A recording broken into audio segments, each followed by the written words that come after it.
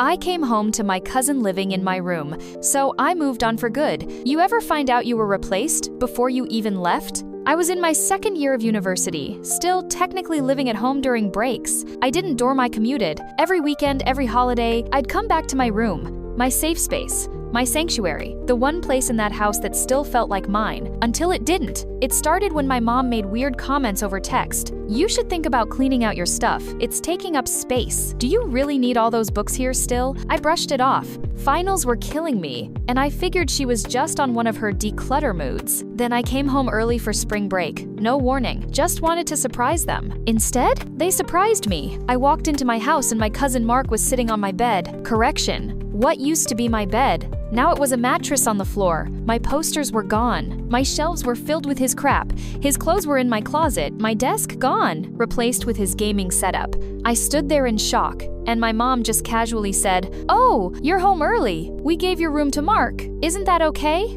Isn't that okay? I wasn't even out of the house. I hadn't moved out. There was no conversation. They didn't ask. They just decided. I slept on the couch for the next 2 nights. Mark didn't even say sorry. He said, "You weren't even here. They thought you didn't care."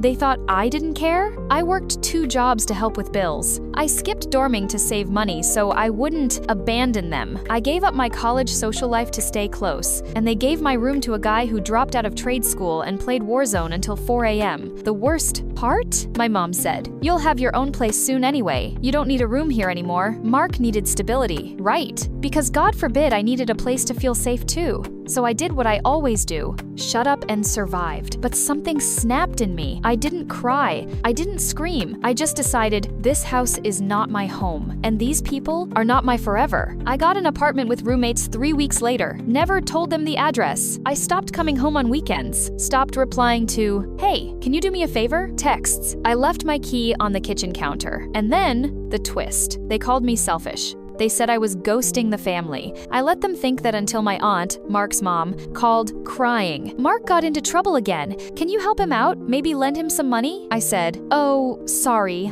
I already gave him something, my room. That's all he's getting from me." Click. Haven't heard from them since. But now, I come home to my space, my rules, my peace. And when people ask why I never go home anymore, I say, because I left the house, but they left me first.